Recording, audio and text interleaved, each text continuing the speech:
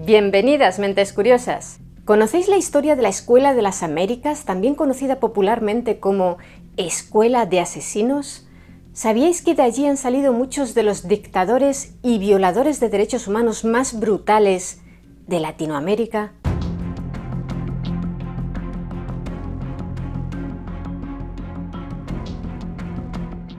¿Qué tienen en común el guatemalteco Efraín Ríos, los argentinos Leopoldo Galtieri y Roberto Viola, el boliviano Hugo Banzer, el panameño Manuel Antonio Noriega, el haitiano Raúl Cedras y el peruano Vladimiro Montesinos, entre otros muchos militares, dictadores y asesinos latinoamericanos? En efecto, todos pasaron por la misma escuela, la infame Escuela de las Américas. La madrugada del 16 de noviembre de 1989, el silencio del campus de la UCA, la Universidad Centroamericana, en San Salvador, fue destrozado por el estruendo de los disparos. Un escuadrón de élite del ejército salvadoreño, el batallón Atlácatl, irrumpió en la residencia de los jesuitas. Su misión principal era asesinar al rector de la universidad, el teólogo y filósofo hispano-salvadoreño Ignacio Ellacuría, nacido en España, en Portugalete, y una de las voces más prominentes del país, que abogaba por una solución pacífica a la sangrienta guerra civil. Los militares lo consideraban el cerebro de la guerrilla izquierdista, una acusación difundida por los sectores más radicales de la derecha salvadoreña para deslegitimar su influencia y justificar la violencia en su contra. Los soldados arrastraron a 5 de los sacerdotes de sus camas al jardín trasero, los obligaron a tumbarse boca abajo sobre el césped y a sangre fría les dispararon en la cabeza. La orden de los superiores era explícita y brutal: no dejar testigos. Así que tras asesinar a Ellacuría, Ignacio Martín Baró, Segundo Montes, Amando López y Juan Ramón Moreno, todos españoles, los soldados volvieron a entrar en la residencia y mataron a un sexto jesuita, el salvadoreño Joaquín López y López. En su búsqueda por eliminar a cualquier testigo, encontraron al ama de llaves de los sacerdotes, Elba Ramos, y a su hija de 16 años, Celina, agazapadas en un rincón de un dormitorio, abrazándose aterradas. Sin piedad, los pistoleros también las asesinaron. En total, 8 personas fueron masacradas. Para encubrir el crimen, los soldados dispararon ráfagas de ametralladora y granadas contra la fachada del edificio y dejaron un cartel de cartón que culpaba falsamente de la matanza a los rebeldes del FMLN, el Frente Farabundo Martí para la Liberación Nacional. Poco después, una investigación de una comisión especial del Congreso de los Estados Unidos y más tarde una comisión de la verdad de las Naciones Unidas confirmaron un hecho escalofriante. La mayoría de los militares salvadoreños responsables de la matanza eran graduados de una institución militar estadounidense ubicada en Fort Benning, Georgia, la Escuela de las Américas, también conocida como SOA por sus siglas en inglés.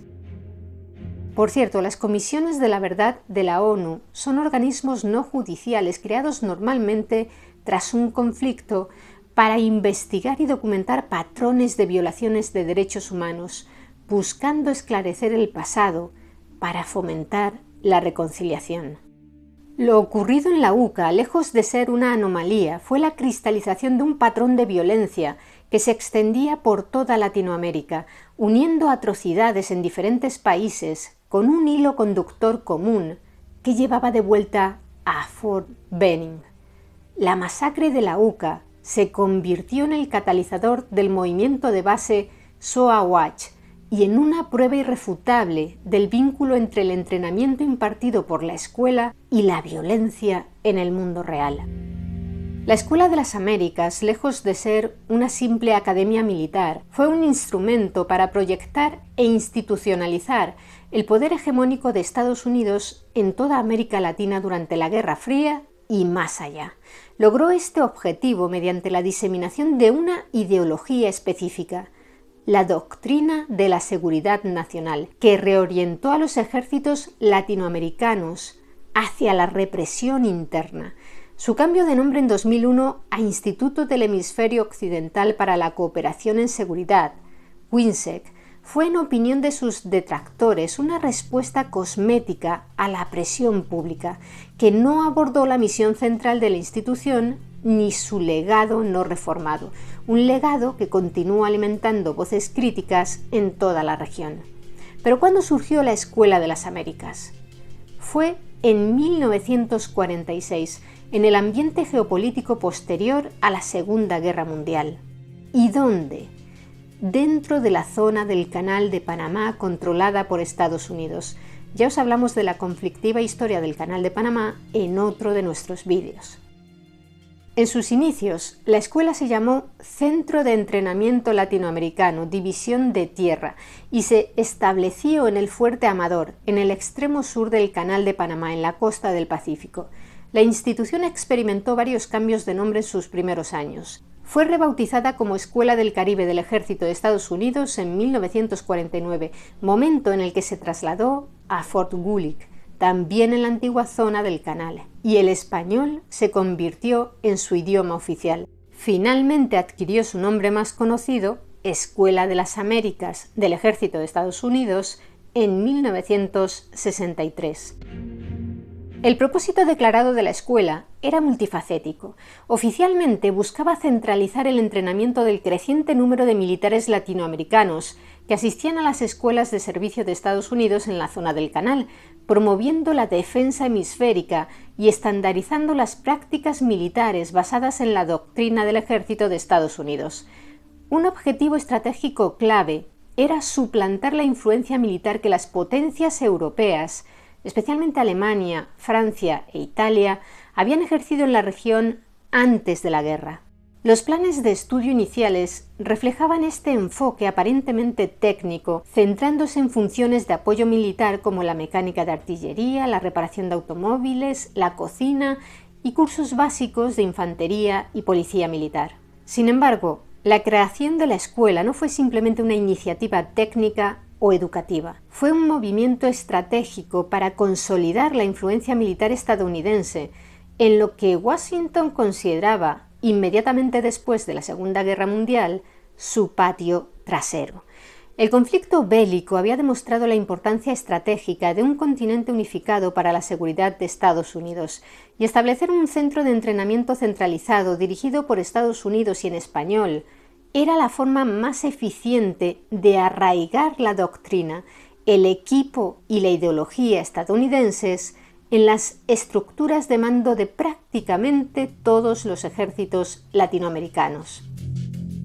Esta iniciativa formalizó una relación paternalista en la que el ejército estadounidense definía los estándares de profesionalismo para todo el hemisferio.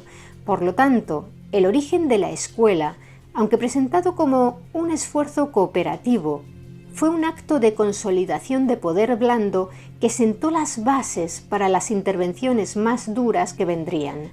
Este enfoque se alinea directamente con la tesis del historiador estadounidense Greg Grandin, quien describe a América Latina como un taller para las estrategias imperialistas de Estados Unidos.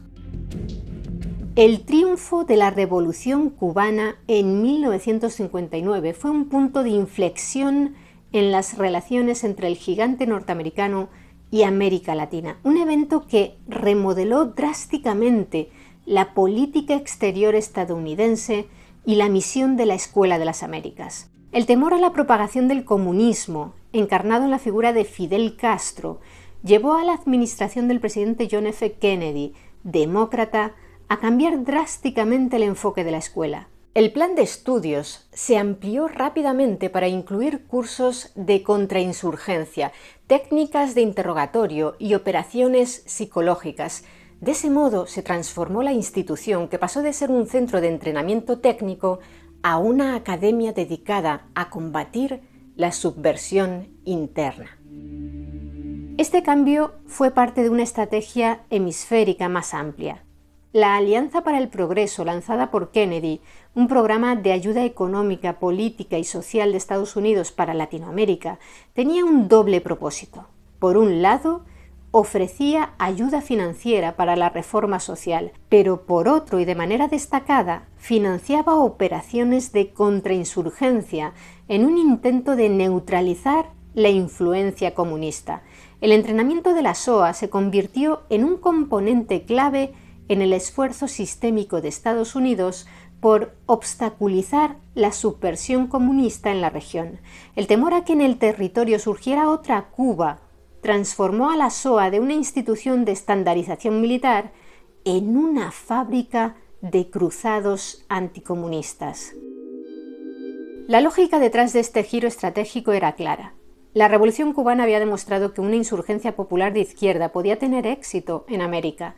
Desde la perspectiva de la política estadounidense, codificada en documentos de seguridad nacional como el NSC 68, esto no se veía como un evento político local, sino como un avance del bloque soviético global. Estados Unidos necesitaba un mecanismo para evitar que esto se repitiera. La intervención militar directa era costosa, políticamente arriesgada y podía generar una reacción violenta tanto dentro como fuera de sus fronteras. Entrenar a los ejércitos locales de Latinoamérica como apoderados era una estrategia mucho más eficiente y más fácil de negar por parte del gobierno de los Estados Unidos. La SOA, ya establecida y operativa, era la herramienta perfecta para este propósito. Por lo tanto, el cambio en el plan de estudios no fue una evolución gradual, sino una respuesta directa y calculada a lo que se percibía como una amenaza existencial, convirtiendo la escuela en una herramienta de primera línea en la Guerra Fría. La ideología central enseñada en la Escuela de las Américas, especialmente después del giro hacia la contrainsurgencia, fue la doctrina de la seguridad nacional, la DSN. Esta alteró la relación entre el Estado y la sociedad, transformando a los ejércitos, diseñados para proteger a los ciudadanos de una invasión extranjera, en instrumentos de terror contra esos mismos ciudadanos. El papel tradicional de los militares se centraba en la defensa de las fronteras. Sin embargo, Estados Unidos, temiendo la subversión comunista interna, necesitaba que los ejércitos latinoamericanos se enfocaran hacia adentro. La DSN proporcionó el marco intelectual y moral para este giro. Creó una ideología anticomunista que definía al enemigo como cualquiera que desafiara el orden socioeconómico existente y la estabilidad nacional. Opositores políticos, líderes estudiantiles, organizadores sindicales, clérigos, movimientos campesinos y cualquier grupo que amenazara el statu quo.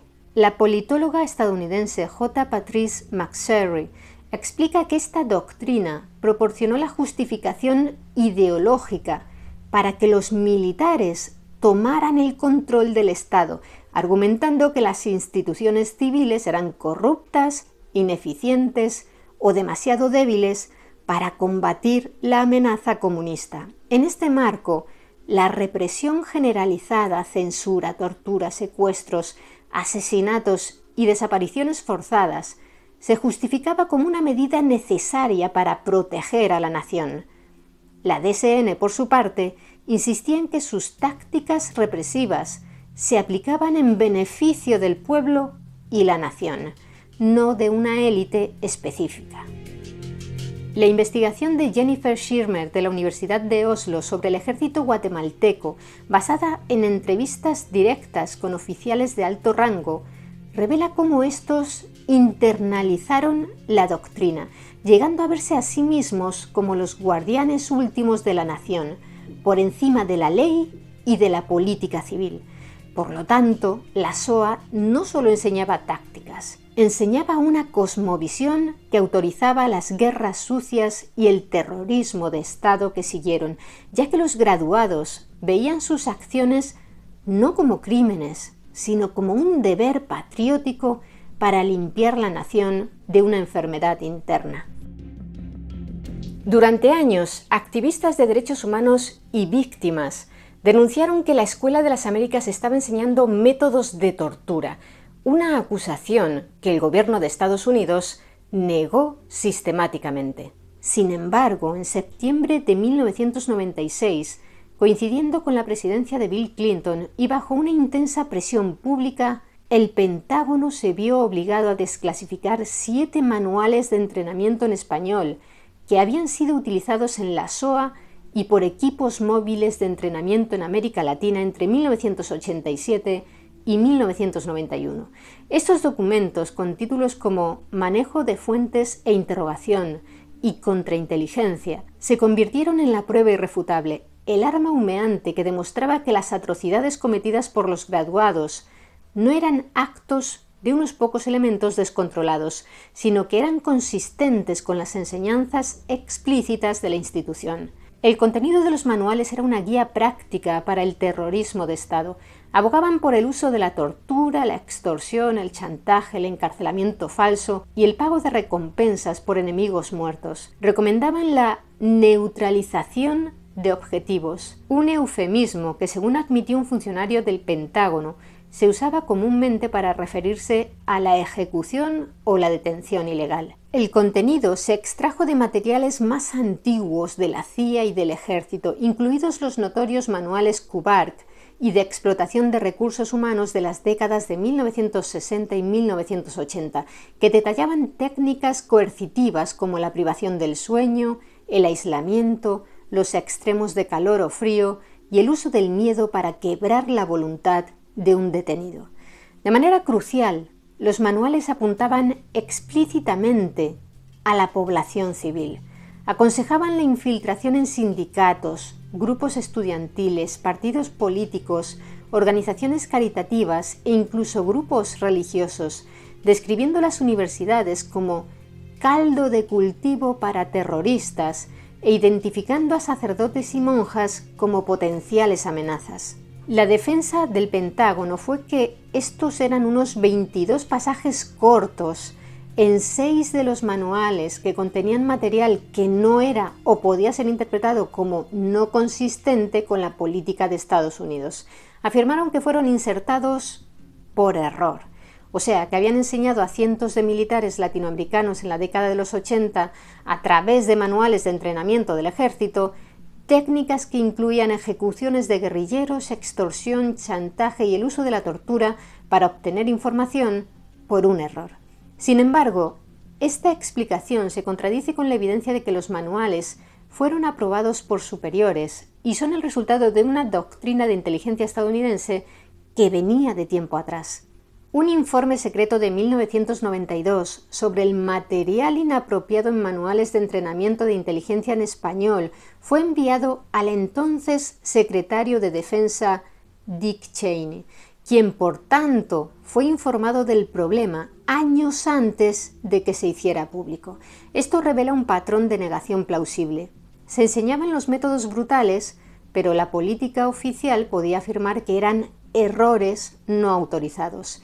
Según los detractores de la escuela, los manuales demuestran un enfoque sistémico, no accidental, para enseñar la represión.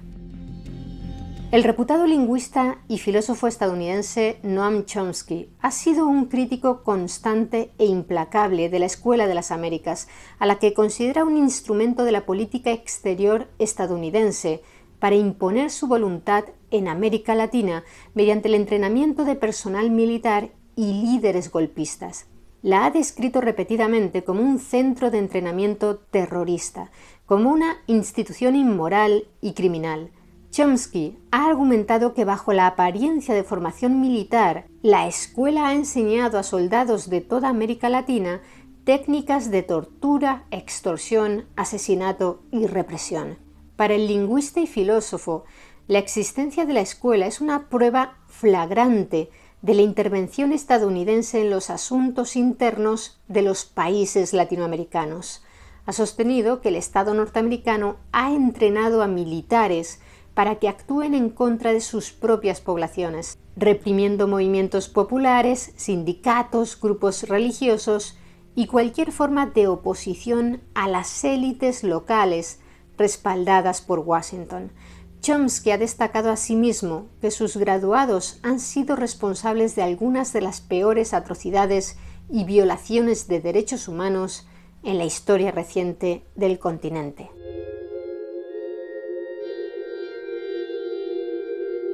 Y efectivamente, la lista de exalumnos de la Escuela de las Américas es un testimonio sombrío de su legado. Se lee como un ¿quién es quién? De los dictadores y violadores de derechos humanos más brutales de Latinoamérica. Entre sus graduados se encuentran al menos 11 exdictadores o líderes de golpes de Estado: el boliviano Hugo Banzer, el haitiano Raúl Cedras, los argentinos Leopoldo Galtieri y Roberto Viola, los panameños Manuel Antonio Noriega y Omar Torrijos, los hondureños Policarpo Paz García y Romeo Vázquez Velázquez, el guatemalteco Efraín Ríos Montt y el ecuatoriano Guillermo Rodríguez Lara. La Comisión de la Verdad para El Salvador, creada por la ONU en 1992, citó a 48 graduados de la SOA por abusos contra los derechos humanos, incluidos los responsables de la masacre de la UCA de 1989, que hemos visto al principio de este vídeo, y el asesinato en 1980 del arzobispo Óscar Romero. Antes de continuar, queremos hablaros de cómo asesinaron a Monseñor Romero por su firme defensa de los derechos humanos y por ser la voz de las víctimas de la represión militar en El Salvador. En la década de 1970, un gobierno militar aliado con una poderosa oligarquía terrateniente reprimía brutalmente cualquier movimiento campesino, sindical o estudiantil que exigiera reformas.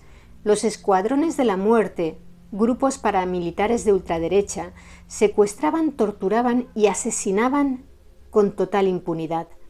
El arzobispo Romero usaba sus homilías dominicales, retransmitidas por radio a todo el país, para denunciar los crímenes y violaciones de derechos humanos cometidos por el ejército y los escuadrones de la muerte. Leía públicamente los nombres de las víctimas y exigía justicia. El detonante final para su asesinato fue su homilía del 23 de marzo de 1980. Un día antes de su muerte, hizo un llamamiento directo a los soldados y policías para que desobedecieran las órdenes de matar. Vamos a escuchar lo que dijo aquel día. Yo quisiera hacer un llamamiento de manera especial a los hombres del ejército y en concreto a las bases de la Guardia Nacional, de la policía, de los cuarteles. Hermanos, son de nuestro mismo pueblo. Matan a sus mismos hermanos campesinos y ante una orden de matar que dé un hombre, debe de prevalecer la ley de Dios que dice no matar. Una ley inmoral, nadie tiene que cumplirla. Ya es tiempo de que recuperen su conciencia y que obedezcan antes a su conciencia que a la orden del pecado. Queremos que el gobierno tome en serio que de nada sirven las reformas si van teñidas con tanta sangre. En nombre de Dios, pues, y en nombre de este sufrido pueblo, cuyos lamentos suben hasta el cielo cada día más tumultuosos, les suplico, les ruego, les ordeno en nombre de Dios, cese la represión. Aquella orden directa a los soldados fue interpretada como un acto de insubordinación intolerable por los altos mandos militares y los líderes de la ultraderecha, y selló su sentencia de muerte. El asesinato fue ejecutado de manera premeditada y simbólica al día siguiente de aquella famosa homilía, en la capilla del Hospital de la Divina Providencia, un centro médico para enfermos de cáncer donde Romero vivía. Lo mataron mientras oficiaba la misa, justo en el momento del ofertorio, el acto de ofrecer el pan y el vino. Un francotirador apostado en la entrada de la capilla dentro de un Volkswagen rojo, desde una distancia de entre 25 y 30 metros, disparó una sola bala de rifle calibre 22 de alta velocidad. El disparo fue certero y le alcanzó directamente el corazón, causándole la muerte casi instantánea. Durante años, el crimen permaneció en la impunidad. Sin embargo, la Comisión de la Verdad para El Salvador terminaría determinando que el autor intelectual que dio la orden de asesinar al arzobispo había sido el mayor Roberto D'Aubuisson, fundador del partido ultraderechista Arena, líder de los Escuadrones de la Muerte y uno de los graduados más notorios de la Escuela de las Américas. D'Aubuisson, graduado en 1972, había recibido entrenamiento en comunicaciones, inteligencia y contrainsurgencia. Las tácticas y la ideología anticomunista radical que aprendió allí fueron fundamentales para que pudiera organizar, financiar y dirigir los Escuadrones de la Muerte en El Salvador, responsables de muchísimos asesinatos y torturas durante esa época. El asesinato de Monseñor Romero fue un magnicidio que conmocionó al mundo, marcó el inicio de la cruenta guerra civil salvadoreña que duraría 12 años de 1980 a 1992 y lo convirtió en un mártir y símbolo universal de la lucha por la justicia. Fue canonizado como santo por el difunto Papa Francisco en 2018. Por si os lo estáis preguntando, el considerado autor intelectual de su crimen, D'Aubuisson, falleció en San Salvador en febrero del 92, tras un largo padecimiento de cáncer de garganta, unos 5 meses antes de que la Comisión de la Verdad para El Salvador se estableciera formalmente y un año antes de que publicara sus conclusiones en marzo del 93. La correlación entre la asistencia a la escuela y los roles de liderazgo en regímenes responsables de atrocidades masivas parece directa, repetida e innegable. En Argentina, la cúpula de la Junta Militar que gobernó de 1976 a 1983 incluyó a graduados confirmados de la SOA, como los generales Leopoldo Galtieri, quien se formó en 1949, y Roberto Viola, quien asistió en 1971. El caso del general Jorge Rafael Videla es más complejo. Si bien fuentes activistas como la organización SOA Watch, que lidera el movimiento en contra de la escuela, lo incluyen en sus listas de graduados, su asistencia no ha sido corroborada por los registros oficiales desclasificados disponibles. Videla y los que lo sucedieron, Viola y Galtieri, fueron los artífices de la denominada Guerra Sucia, una campaña de terrorismo de Estado que llevó a la desaparición y el asesinato de miles de personas, además de la tortura sistemática y la participación en la red transnacional de asesinatos conocida como Operación Cóndor, de la que luego hablaremos. En Bolivia, el general Hugo Banzer Suárez, quien tomó el poder tras un golpe de Estado en 1971 y gobernó como dictador hasta 1978, se formó en la SOA, donde realizó un curso de oficial de motores. Su régimen fue responsable del asesinato, la tortura y el exilio de miles de opositores políticos. En el Chile de Pinochet, los jefes de la temida policía secreta, la DINA, también eran graduados de la SOA. El general Manuel Contreras, director de la DINA, y su segundo al mando, el coronel Raúl Iturriaga, supervisaron la Operación Cóndor y la tortura sistemática, los asesinatos y las desapariciones en centros de detención como Villa Grimaldi. El Salvador, como hemos visto, ofrece algunos de los ejemplos más escalofriantes. Además de D'Aubuisson, graduado en comunicaciones en esta escuela, también se instruyó allí el coronel Domingo Monterrosa, quien, según la Comisión de la Verdad de la ONU, comandó el batallón Atlacatl durante la masacre de El Mozote entre el 10 y el 13 de diciembre de 1981, considerada una de las mayores atrocidades cometidas durante la Guerra Civil de El Salvador y la mayor masacre del siglo XX en Latinoamérica. se desarrolló en el marco de un operativo militar de tierra arrasada llamado Operación Rescate, cuyo objetivo era eliminar a la guerrilla del Frente Farabundo Martí para la Liberación Nacional y a la que consideraban su base de apoyo civil en el departamento de Morazán.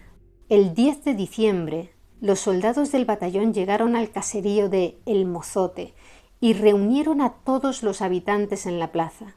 Les aseguraron que solo buscaban guerrilleros y les ordenaron permanecer en sus casas, advirtiéndoles que no salieran.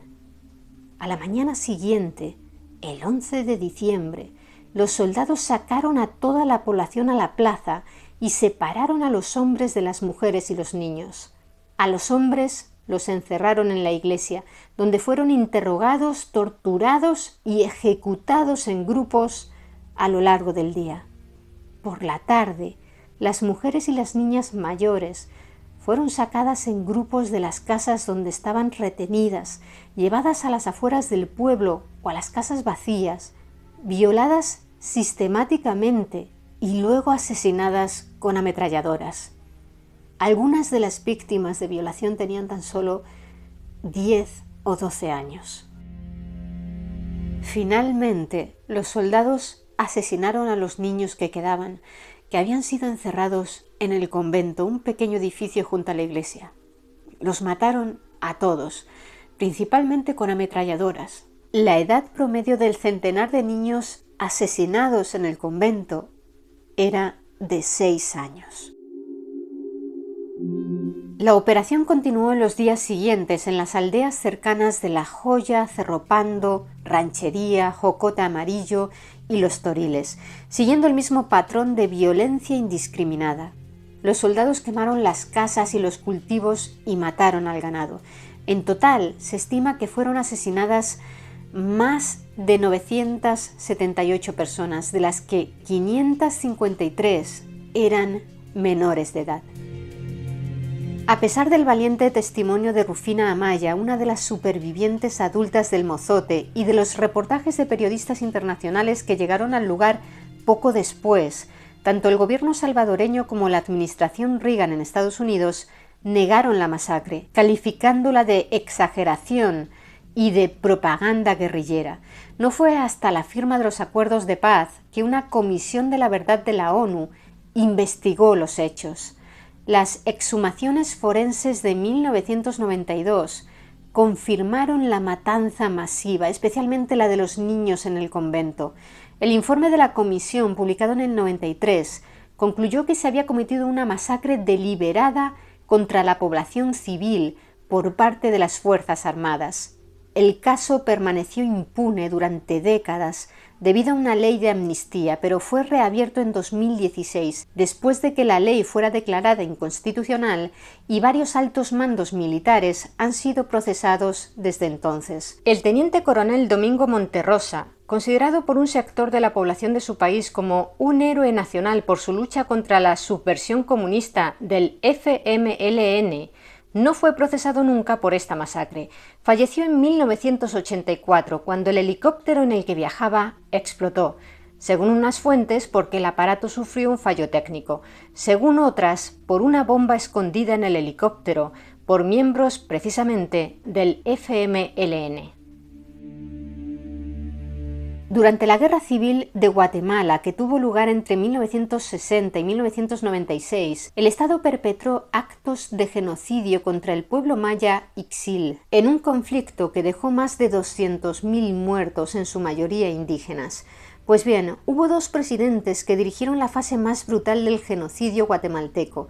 Primero, el general Romeo Lucas García, entre 1978 y 1982, y después el general Efraín Ríos Montt, entre 1982 y 1983. Del segundo se sabe a ciencia cierta que fue entrenado bajo la misma doctrina militar de contrainsurgencia y anticomunismo radical impartida por Estados Unidos en la Escuela de las Américas.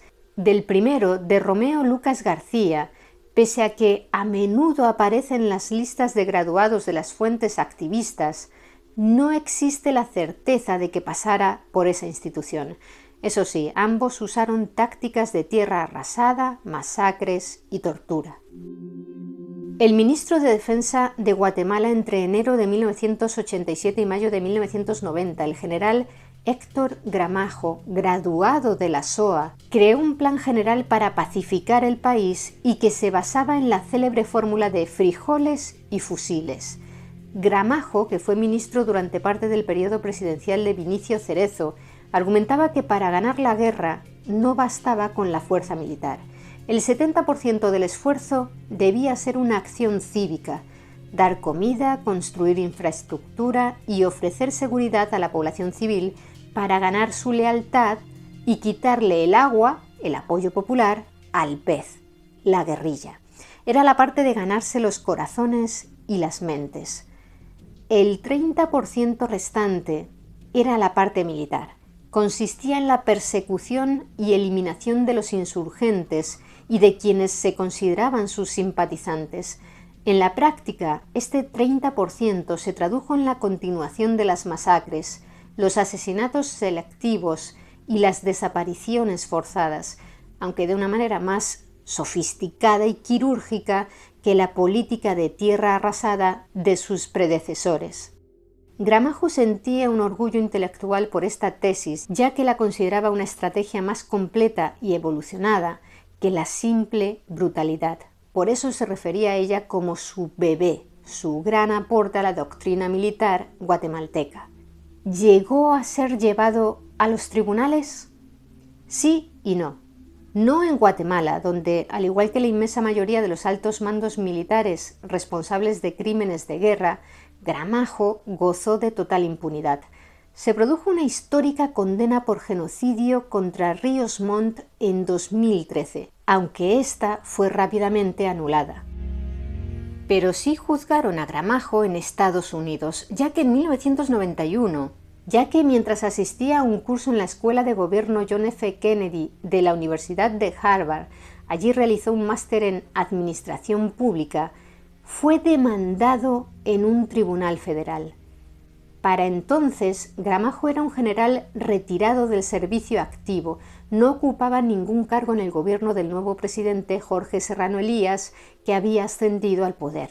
La demanda fue interpuesta por 8 ciudadanos guatemaltecos y la monja estadounidense Diana Ortiz, quien había sido secuestrada y brutalmente torturada en Guatemala mientras trabajaba allí en 1989 como misionera en proyectos educativos con supervivientes de la guerra, en su mayoría indígenas mayas. El ejército guatemalteco desconfiaba de los religiosos extranjeros como ella, ya que pensaban que podían denunciar las atrocidades y el terror que se vivía en las zonas rurales o incluso colaborar con la guerrilla. En el centro de detención clandestino, sus torturadores inventaron un juego de preguntas en el que la mujer contestara lo que contestara, siempre perdía, y el castigo era quemarla con un cigarrillo encendido. Según los informes médicos, le dejaron más de 111 marcas de quemaduras en su espalda. En las apenas 24 horas que duró su secuestro, también la golpearon y violaron en reiteradas ocasiones y la arrojaron a un foso lleno de otras víctimas de tortura, hombres, mujeres y niños. Algunas de ellas ya estaban muertas. Por cierto, Diana Ortiz siempre aseguró que entre sus captores había un estadounidense, un tal Alejandro, que cuando entró en el cuarto donde la mantenían secuestrada y vio que era una ciudadana estadounidense, les dijo a los otros secuestradores que debían dejarla en paz. Él la ayudó a vestirse, le pidió disculpas asegurándole que todo había sido un error, que la habían confundido con otra persona, aunque ella llevaba recibiendo amenazas desde hacía un año. Pese a que Alejandro le hablaba en español, la hermana notó que lo hacía con acento estadounidense. Se metieron los dos en un coche, y en cuanto él, que iba conduciendo, detuvo el vehículo debido al tráfico, Diana saltó del auto y huyó. Enseguida regresó a Estados Unidos. Que Diana Ortiz asegurara que había un estadounidense entre los captores suscitó una gran controversia. Funcionarios de Estados Unidos, incluido el entonces embajador Thomas F. Strug, negaron rotundamente la participación de su país. Sin embargo, el testimonio de Ortiz ha sido considerado como una prueba de la colaboración de Estados Unidos con el Estado guatemalteco, no solo en financiación y entrenamiento militar, sino en la aplicación de técnicas de tortura. Además de las negaciones oficiales, intentaron desacreditar a la religiosa. Los propios medios de comunicación de su país, haciéndose eco de las narrativas de los gobiernos de Guatemala y Estados Unidos, también participaron en la difusión de información que buscaba desacreditar el testimonio de Ortiz y sembrar las dudas sobre su veracidad. Así, en Guatemala se llegó incluso a decir que el secuestro de la monja era el resultado de una aventura amorosa que ella había tenido. Gramajo, tras recibir la demanda, no parece que se inmutara demasiado. Concluyó su curso, que era de 1 año de duración, y se graduó junto al resto de su promoción en la primavera-verano de 1992. Una vez finalizados sus estudios, regresó a Guatemala. 3 años más tarde, en abril de 1995, el Tribunal Civil estadounidense que lo juzgaba encontró al general Gramajo culpable por haber supervisado una campaña de terror que incluía tortura, desapariciones y ejecuciones extrajudiciales. Era una demanda civil, no penal, de manera que se le condenó a pagar $47,5 millones a las víctimas.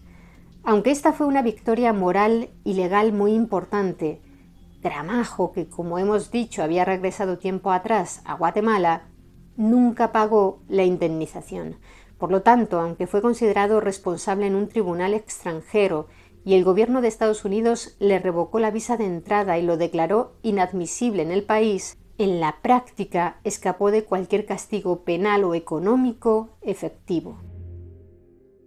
Curiosamente, Héctor Gramajo se presentó como candidato a la presidencia de Guatemala 7 meses después de que ese tribunal de Estados Unidos lo declarara responsable de masivas violaciones de los derechos humanos. Lo hizo como candidato de una coalición de partidos, pero sus resultados fueron muy discretos. Quedó muy lejos de los primeros puestos, de manera que no pasó a la segunda vuelta. Diana Ortiz aseguró en su día sobre la Escuela de las Américas: «Cuando me hablan de ella, la imagen que me viene a la mente es la de una enorme sala de tortura, y tiemblo solo de pensarlo».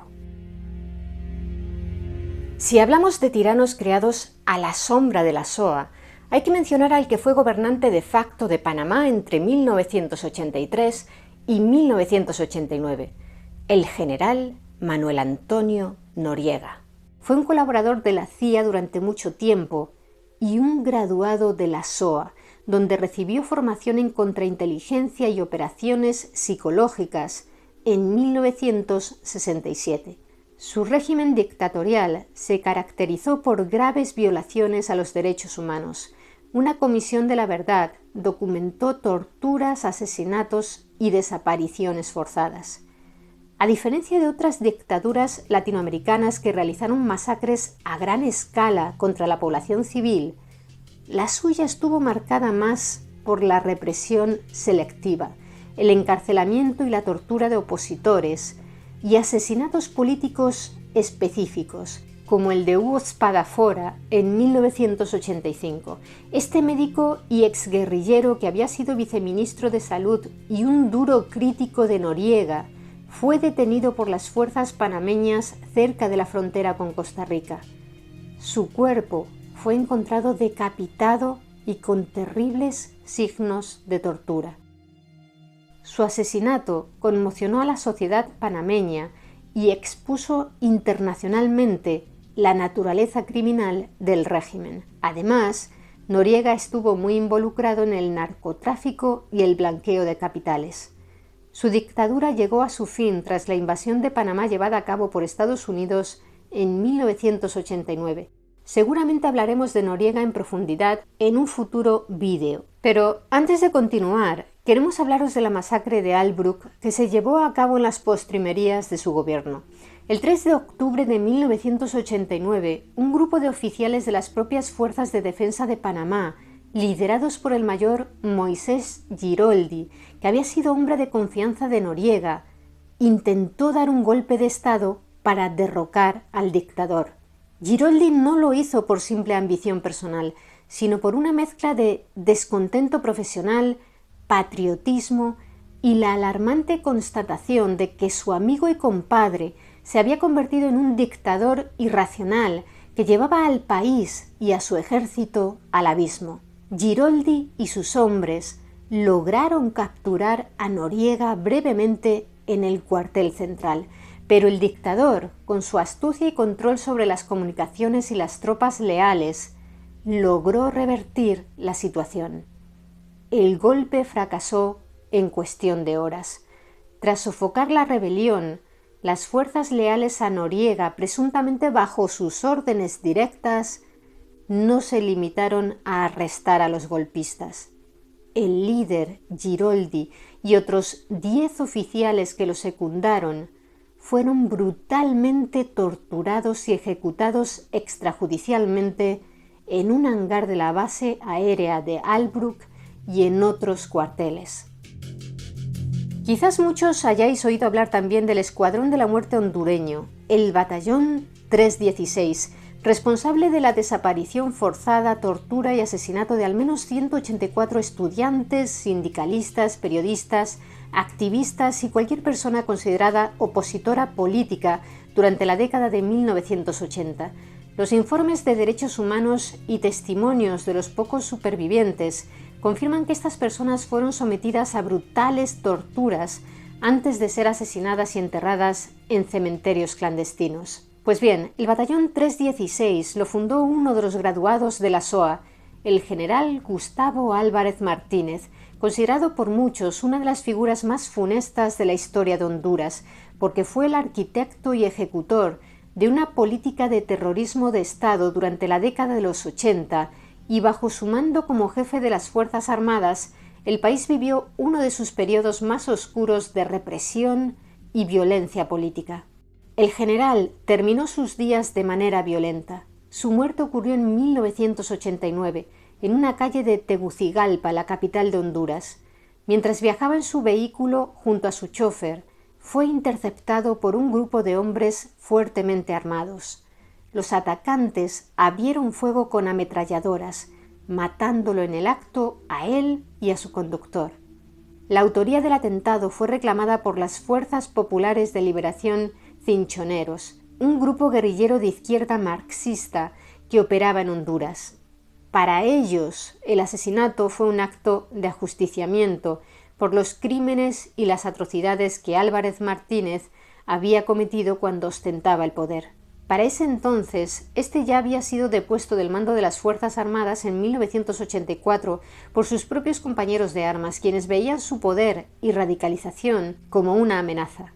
Tras un exilio en Miami, había regresado a Honduras poco antes de su muerte. También hay militares colombianos de alto rango que se graduaron en la Escuela de las Américas y se hicieron notorios por su implicación en graves violaciones de los derechos humanos. Colombia ha sido, de hecho, el país que más personal militar y policial ha enviado a esta institución para recibir entrenamiento. Aunque hay muchos casos documentados, entre los más conocidos se encuentra el del general Rito Alejo del Río Rojas, que se formó en la SOA como cadete en 1967. Posteriormente fue condenado en 2012 a más de 25 años de prisión por sus vínculos con grupos paramilitares y por su responsabilidad en el asesinato del líder social Marino López. Asimismo, fue investigado por la masacre de Mapiripán y el asesinato del periodista y humorista Jaime Garzón, a quien el 13 de agosto de 1999 en Bogotá le quitaron la vida 2 sicarios. Estos, montados en una moto, interceptaron el vehículo de Garzón cuando éste se dirigía a su trabajo en la emisora Radionet a las 5:45 de la mañana y le dispararon a quemarropa. Garzón murió en el acto. Su asesinato fue un crimen que conmocionó a Colombia ya que era una figura pública muy querida por su humor y su trabajo como defensor de los derechos humanos y crítico del poder. El alto mando central se permite informar a la opinión pública que ellos, los autodenominados padres de la patria en juicio sumario, reforman la foránea Carta del 91, los verdaderos defensores del pueblo, o sea, nosotros, la violencia legítima del Estado, en consejo verbal de guerra también dinamitaremos ese esperpento jurídico que nos impide capturar, interrogar y etcétera a los civiles. Hemos asegurado un régimen antiterrorista para redesarrollar la inteligencia militar en las caballerizas y así, en franco y abierto combate, derrotar el peligroso articulado de los subversivos del 91. No nos raparán el sagrado derecho a operar y juzgar dónde y cómo a quien sea. Estado de Derecho, romper filas. Jueces civiles, retirarse. Según las investigaciones judiciales y los testimonios de exparamilitares, la implicación del general Rito Alejo del Río Rojas en el asesinato de Jaime Garzón, a quien sus ejecutores consideraban un aliado de la guerrilla, fue la de ser uno de los altos mandos militares que planificaron y facilitaron el crimen en colaboración con el jefe paramilitar Carlos Castaño, quien, según las investigaciones judiciales, ordenó el asesinato. También en Colombia, varios graduados de la SOA han sido implicados en el escándalo de los falsos positivos, por el que las fuerzas estatales asesinaban a civiles y los presentaban como guerrilleros muertos en combate. De hecho, más de 100 militares colombianos implicados en abusos han pasado por las aulas de la SOA.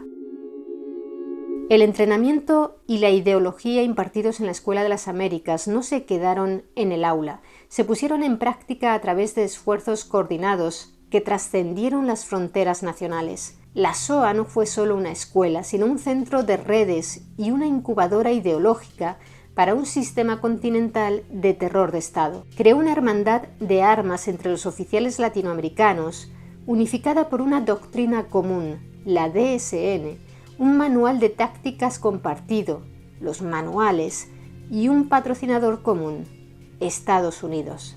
El ejemplo más claro de esto fue la Operación Cóndor.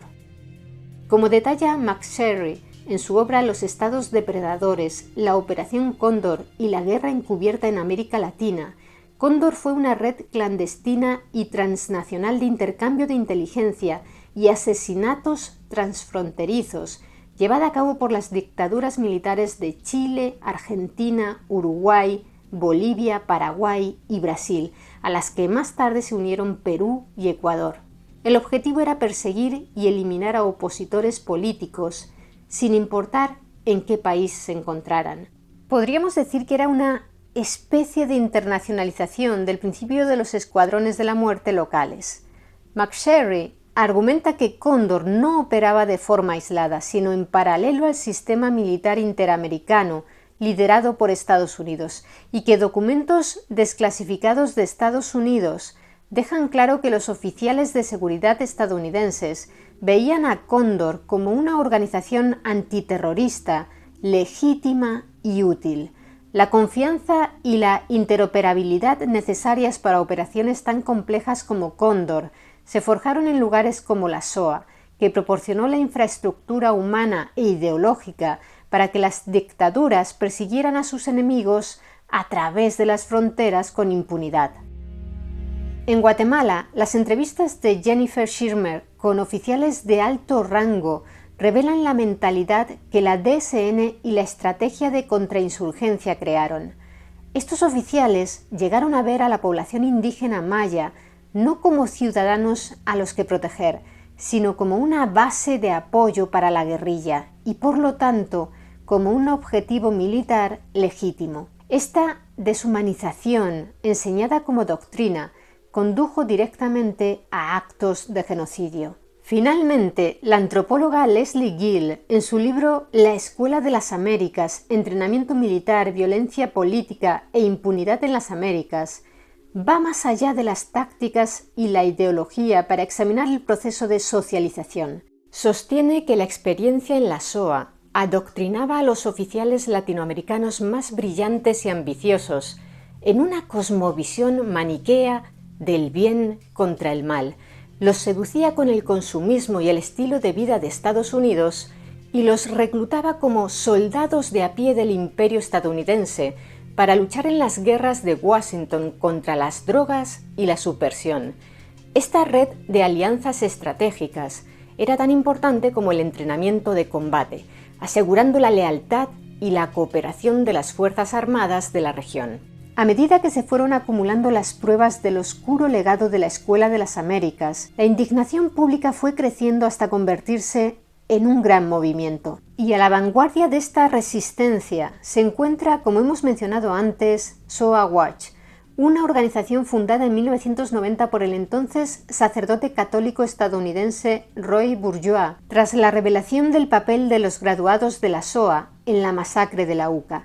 Entre 1972 y 1977, Bourgeois había trabajado como sacerdote misionero en los barrios pobres de Bolivia. El país se encontraba entonces bajo la dictadura del general Hugo Banzer Suárez, como anteriormente hemos dicho, un graduado de la Escuela de las Américas. Por el trabajo que Bourgeois hacía organizando comunidades de base, programas de alfabetización y su defensa de los pobres, el régimen lo consideró una amenaza.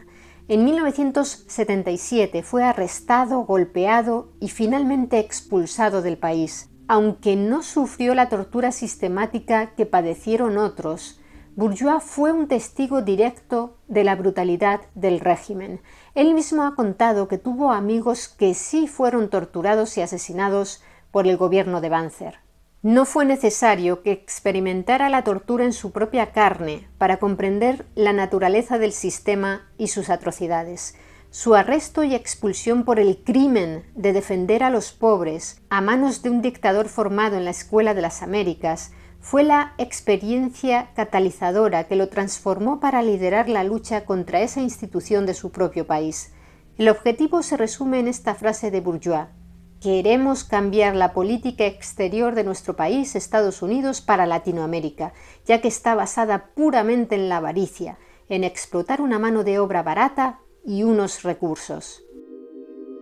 Por cierto, este hombre, debido a su firme y público apoyo a la ordenación de mujeres como sacerdotes, en 2008 participó en la ceremonia de ordenación considerada no válida por la Iglesia de una mujer en Kentucky. Fue excomulgado por el Vaticano ese mismo año. Se le concedió un tiempo para que se retractara de su postura, pero como se negó a hacerlo, la Congregación para la Doctrina de la Fe del Vaticano, cuando aún era Papa Benedicto XVI, lo expulsó de forma definitiva e irrevocable del sacerdocio, de manera que Bourgeois ya no es sacerdote. Ha sido nominado al menos en una ocasión en 2010 al Premio Nobel de la Paz junto a la organización que él fundó, la SOA Watch.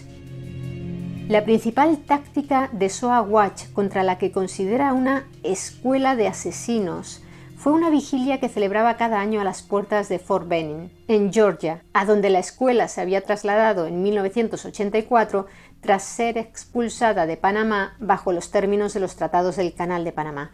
El presidente panameño por aquel entonces, Jorge Illueca, se refirió a la Escuela de las Américas como la base gringa para la desestabilización de América Latina.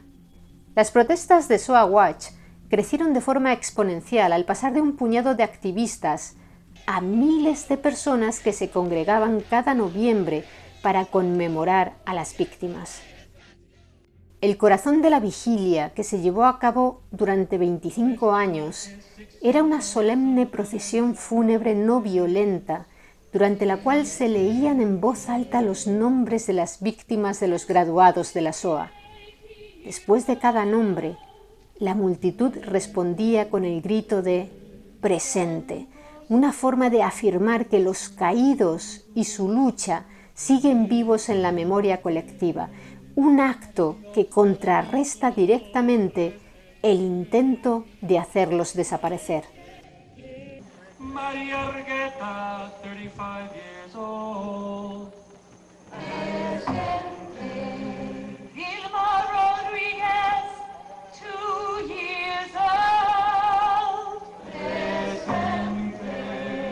En 2016, la organización decidió cambiar su estrategia y trasladar su enfoque y su principal convocatoria anual a la frontera entre Estados Unidos y México. Por cierto, cuando vimos estas imágenes, nos pareció reconocer al actor Martin Sheen, conocido entre otros papeles por el del Capitán Willard en Apocalypse Now. Investigamos un poco y efectivamente Sheen, por si no lo sabéis, hijo de un emigrante español gallego, es un reconocido activista y partidario de SOA Watch desde 1998. Su apoyo no ha sido meramente testimonial, sino que ha participado activamente en sus protestas durante años, a menudo como uno de los oradores principales en estos eventos. Otras figuras públicas también han apoyado a esta organización, como la actriz Susan Sarandon, que además narró el documental de 1994 nominado al Oscar Escuela de Asesinos, clave para dar a conocer la controversia. El activismo persistente de SOA Watch y otros grupos de derechos humanos provocó que la marca Escuela de las Américas se volviera tóxica. El nombre se convirtió en un lastre político, amenazando la financiación de la escuela en el Congreso, donde se presentaron repetidos intentos de cerrarla. Ante esta creciente presión, el Pentágono ejecutó una maniobra de control de daños políticos. En diciembre del año 2000, la Escuela de las Américas fue oficialmente cerrada, solo para reabrir en el mismo lugar con el mismo personal y una misión similar bajo el nuevo nombre que al principio ya mencionamos, WINSEC. Todo esto ocurrió en las postrimerías del segundo y último mandato del presidente demócrata Bill Clinton, que el 20 de enero fue sustituido por el republicano George W. Bush. Según los detractores de la escuela, la rapidez de este cierre y apertura, apenas un mes, demuestra que no se trató de un proceso genuino de reflexión y reforma, sino de una medida precalculada para neutralizar las críticas y asegurar la continuación de la misión principal de la escuela, cambiando simplemente su nombre y su supervisión administrativa. Los defensores del WINSEC señalan una serie de cambios como prueba de una reforma sustancial. La nueva institución opera bajo la supervisión del Departamento de Defensa, no solo del Ejército. Cuenta con una junta de visitantes civil para la supervisión y su plan de estudios incluye un bloque obligatorio de al menos 8 horas sobre derechos humanos, Estado de Derecho y control civil de las Fuerzas Armadas. Según el WINSEC, la SOA era una institución para su época, la de la Guerra Fría, mientras que el WINSEC es una institución para la nuestra. Además, algunos de sus dirigentes han manifestado en el pasado que es injusto culpar a la escuela por los crímenes de una minoría, de un puñado de manzanas podridas. El coronel Gilberto Pérez, excomandante de WINSEC, lo expresó así: si usted asistió a un curso y 20 años después comete algún tipo de crimen atroz, culpar a la escuela de ser la causa no tiene ningún sentido. Además, alegan que los críticos siempre se centran en lo negativo, nunca en el bien que han hecho. Argumentan que la escuela es una herramienta vital para la seguridad de Estados Unidos. Su misión se ha adaptado con el tiempo, de la contención del comunismo en la Guerra Fría a la lucha contra el narcotráfico y el terrorismo, y más recientemente a contrarrestar la influencia de China y Rusia en el hemisferio. La excomandante del Comando Sur, la general Laura J. Richardson, ha enfatizado la necesidad de estas alianzas para enfrentar amenazas compartidas. Sin embargo, los críticos liderados por SOA Watch califican de superficiales los cambios que se hicieron en 2001 y han acuñado el lema «Diferente nombre, misma vergüenza». Argumentan que la misión principal sigue siendo el entrenamiento de combate y que el componente de derechos humanos es una adición cosmética a un plan de estudios que todavía se centra en tácticas de contrainsurgencia, antinarcóticos y antiterrorismo. 8 horas de instrucción sobre derechos humanos son una fracción insignificante de un curso de mando y Estado Mayor de 47 semanas o de un entrenamiento de combate intensivo. Como señaló Bourgeois, sigue siendo una escuela de combate, sigue entrenando a hombres con armas. En opinión de Chomsky, este cambio de nombre fue una simple operación de relaciones públicas para intentar lavar su imagen sin cambiar su función fundamental, y destaca que a pesar de la supuesta introducción de cursos sobre derechos humanos, la institución sigue sirviendo a los mismos intereses hegemónicos de Estados Unidos y continúa entrenando a oficiales de ejércitos con un historial deplorable. Este debate pone de relieve un conflicto fundamental. Si bien se realizaron cambios de procedimiento, el propósito de la institución, entrenar a personal militar extranjero en la doctrina de combate de Estados Unidos para servir a los intereses estratégicos de Estados Unidos, permaneció intacto.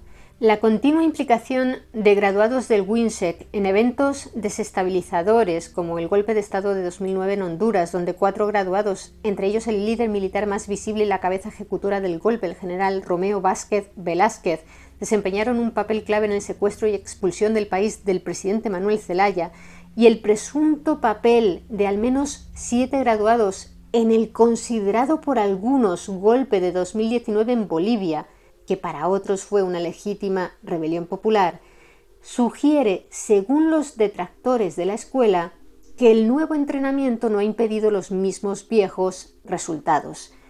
Para muchos, la prueba más contundente de que las afirmaciones de transparencia del WINSEC son huecas es la política del Pentágono de ocultar las identidades de sus estudiantes. Después de que SOA Watch usara las listas de graduados publicadas anteriormente para identificar a notorios violadores de derechos humanos, el Pentágono revirtió su política.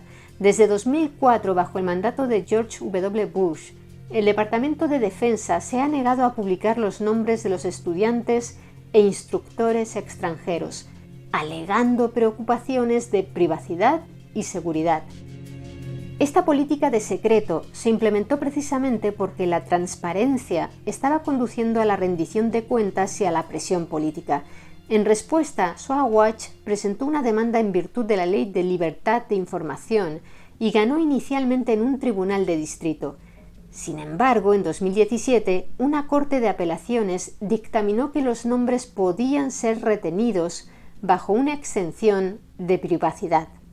La decisión se tomó a pesar de una enérgica opinión disidente que señalaba que el Pentágono no había presentado ninguna prueba de que alguno de los 60.000 individuos cuyos nombres han sido publicados anteriormente haya sido objeto de acoso o violencia por haber asistido a la SOA o al WINSEC. La negativa a publicar los nombres, en opinión de los que critican esta escuela, socava cualquier pretensión de supervisión significativa por parte del público o de las organizaciones de derechos humanos. Como argumentó un abogado de SOA Watch, históricamente el Congreso ha dependido de organizaciones como Amnistía Internacional y SOA Watch para examinar los documentos del gobierno e investigar las violaciones de los derechos humanos. Al negar el acceso a los nombres, el Pentágono ciega al público y se aísla de la fiscalización. El propio secreto se convertiría en una admisión de que hay algo que ocultar. Antes hemos mencionado la cifra de 60.000 graduados, pero ya está obsoleta, puesto que corresponde al periodo entre 1946 y el año 2000, pero no tiene en cuenta los últimos 25 años, a partir de su clausura y reinvención como WINSEC. A día de hoy, la cifra actualizada la sitúan de manera conservadora entre los 88.000 y 92.000 graduados en toda la historia de la institución. Otras fuentes consideran que la cifra supera ya los 100.000 a fecha de 2025.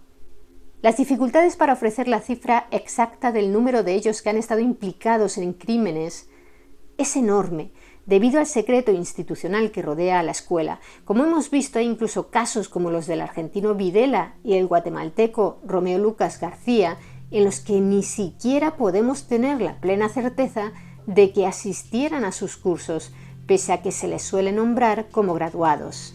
Pero según fuentes diversas, como un documental de 2003 titulado Hidden in Plain Sight, dirigido y escrito por John Smiula, de los 60.000 graduados de los que hasta entonces se tenía constancia, existían pruebas de que más de 600, es decir, en torno al 1%, habían violado los derechos humanos y por lo menos 12 se habían convertido en dictadores.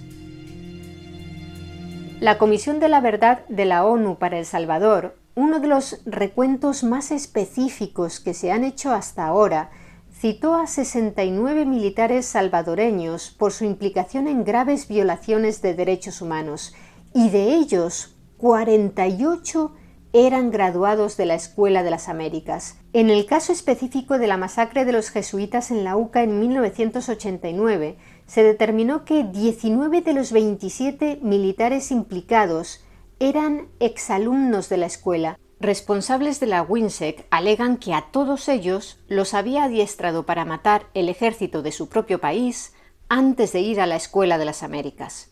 Un informe de la ONU llegó a concluir que 2/3 de los oficiales salvadoreños condenados por atrocidades habían sido entrenados en la SOA. Se ha documentado que más de 100 militares colombianos implicados en abusos contra los derechos humanos pasaron por las aulas de la SOA. Muchos de ellos estuvieron vinculados al escándalo de los falsos positivos. El cambio de la marca SOA a la de WINSEC en 2001 tampoco logró convencer a muchos en Latinoamérica. A medida que una marea de gobiernos de izquierda y centroizquierda llegó al poder en toda la región en la década de 2000, surgió un nuevo consenso político basado en la soberanía y el rechazo a las políticas dominadas por Estados Unidos del pasado. Estos nuevos gobiernos, responsables ante electorados con dolorosos recuerdos de las dictaduras militares, se negaban a justificar políticamente el envío de sus soldados a una institución sinónimo de esa represión. Citando la oscura historia de la escuela y su papel en el fomento de la represión, varios países latinoamericanos se retiraron formalmente o dejaron de enviar personal al WINSEC. Este movimiento fue liderado por Venezuela en 2004, seguido por Argentina y Uruguay, ambos en 2006. Posteriormente, Bolivia en 2008 y Ecuador y Nicaragua, los dos en 2012, también se unieron al boicot. Líderes como el entonces presidente de Ecuador, Rafael Correa, denunciaron explícitamente a la institución como una escuela de oscuridad para América Latina tras reunirse con miembros de SOA Watch. Estos retiros representan un cambio geopolítico significativo y un rechazo colectivo al modelo de seguridad paternalista liderado por Estados Unidos que, según los críticos de la escuela, encarna la SOA WINSEC. No fue solo un acto simbólico, sino un resultado tangible del cambio democrático en Latinoamérica. Además, este rechazo impulsó la creación de instituciones regionales alternativas como la Escuela Sudamericana de Defensa de la UNASUR, concebida explícitamente para ser diferente de la SOA. Su objetivo, según el entonces secretario general de la UNASUR, el colombiano Ernesto Samper, era preparar a los ejércitos no para la guerra, sino para la paz. Actualmente, debido a la falta de consenso entre los países miembros, ni UNASUR ni su escuela de defensa están activos. Seguramente muchos os estaréis preguntando qué países siguen enviando personal a día de hoy para su formación en esta institución estadounidense. Pues bien, según informes oficiales del propio WINSEC y del Ejército de los Estados Unidos, la lista de países participantes en los últimos años, aproximadamente entre 2023 y 2024, incluye a Brasil, Chile, Costa Rica, Ecuador, El Salvador, Guatemala, Honduras, México, Panamá, Paraguay, Perú, República Dominicana, Uruguay y Colombia. Aunque países como Argentina, Bolivia y Venezuela mantienen su retirada, otros como Ecuador o Uruguay, que también se habían ido, han enviado personal de forma esporádica recientemente, demostrando la compleja y cambiante relación de la región con la institución, según los gobiernos de cada momento. La controversia actual en torno al WINSEC no es simplemente sobre una escuela militar. Es un microcosmos de la lucha más amplia sobre la naturaleza de las relaciones entre Estados Unidos y Latinoamérica. Enfrenta a un establishment de política exterior estadounidense que históricamente ha priorizado la seguridad a través de apoderados militares contra un creciente movimiento en América Latina y en Estados Unidos que exige rendición de cuentas, soberanía y una relación basada en el respeto mutuo en lugar de la dominación. El futuro de la institución y de las relaciones interamericanas que representa depende de quién gane la batalla por la memoria histórica. Mientras los fantasmas de la masacre de la UCA, de la Operación Cóndor y de otras muchas atrocidades sigan presentes, es bastante probable que la demanda de cerrar definitivamente las puertas de esta escuela siga resonando con fuerza. ¿Y vosotros qué opináis de la Escuela de las Américas? Me gustaría que nos lo contarais abajo en los comentarios. Y si queréis conocer más historias interesantes, suscribíos a nuestro canal. Muchas gracias por estar ahí, mentes curiosas. Nos vemos en el siguiente vídeo.